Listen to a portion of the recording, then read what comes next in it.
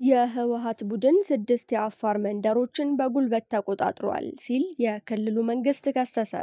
የህወሓት ቡድን በዛሬው ዕለት የአፋር ክልል ወሰንን ተሻግሮ በመግባት 6 መንደሮችን በጉልበት ተቆጣጥሯል ሲል የክልሉ መንግስት ወነጀለ። የአፋር ክልል መንግስት ምሽቱን ባወጣው መግለጫ የህወሓት ቡድን ከድርጊቱ በአስቸኳይ ካልተቆጠበ ራሱን ከውጫዊ ጥቃት የመከላከል ኃላፊነቱን እንደሚወጣ አስጠንቅቋል። የአፋር ክልል መንግስት ይህንን ማስጠንቀቂያ የሰጠው ትላንት ምሽት 5 ሰዓት ገደማ በክልሉ ኮሚኒኬሽን ቢሮ አማካኝነት ባወጣው አጭር መግለጫ ነው።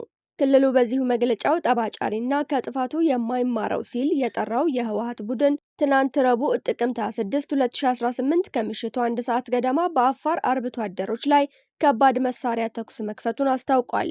በሞርታርና በዙ 23 ድብደባ ተፈጽሞባቸዋል የተባሉት አካባቢዎች በአፋር ክልል ዞን 2 መጋሌ ወረዳ ቶንሳ ቀበሌ የሚገኙ አካባቢዎች መሆናቸውንም ክልሉ ገልጿል። የህወሓት ቡድን የአፋር ክልል ወሰንን ተሻግሮ ጥቃት ፈጽሞባቸዋል የተባሉት አካባቢዎች ዋራአና ሚልኪ የሚል መጠሪያ ያላቸው ናቸው።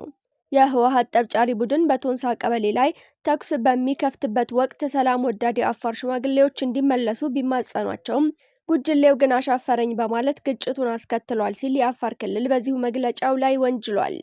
የጦር ኃይሎች ጠቅላይ ኢታማዦር ሹም ፊልድ ማርሻል ብርሃኑ ጁላ ባለፈው ሰኞ ባደረጉት ንግግር በከሃዲነትና በወንጀለኛነት የፈረጁትን የህወሓት ቡድን ጉጅሌ የሚል ስያሜ መስጠታቸው የሚታወስ ነው።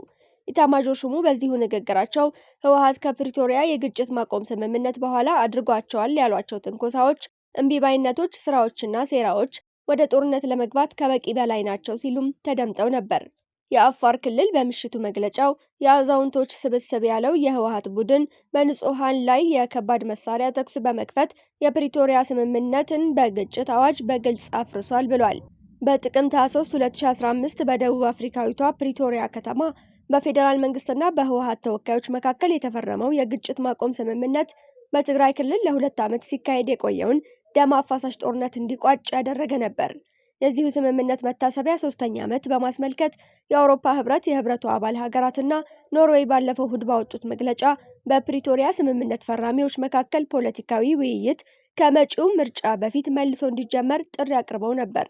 ይህ ጥሪ ከቀረበ ከ2 ቀናት በኋላ መግለጫ ያወጣው የአፋር ክልል የህወሓት ቡድኑ የክልሉን ወሰን ተሻግሮ ከፈጸመው ድርጊት በአስቸኳይ እንዲቆጠብ አሳስቧል። ቡድኑ ይህንን የማያደርግ ከሆነ ግን የአፋር ክልል መንግስት የዜጎች ደህንነትና የወሰኑን ክብር የማስጠበቅ እንዲሁም ራሱን ከማንኛውም ውጫዊ ጥቃት የመከላከል ኃላፊነቱን እንደሚወጣ ማስጠንቀቂያ ሰጥቷል። ከዚህ ማስጠንቀቂያ 1 ሰዓት ገደማ አስቀድሞ በማህበራዊ ትስስር ገጾች የተሰራጨው የቀድሞ የትግራይ ክልል ጊዜያዊ አስተዳደር ፕሬዝዳንት የአቶ ጌታቸው ረዳ መልእክት በአፋር ክልል እየተካሄደ ያለው የፌዴራል መንግስትን ወደ ግጭት ለማስገባት የሚደረግ ሙከራ መሆኑን ገልጸዋል። አቶ ጌታቸው ለዚህ ድርጊት ተጠያቂ ያደረጉት በመልእክታቸው ኋላ ቀር ሲሉ የጠሩትን ቡድን ነው።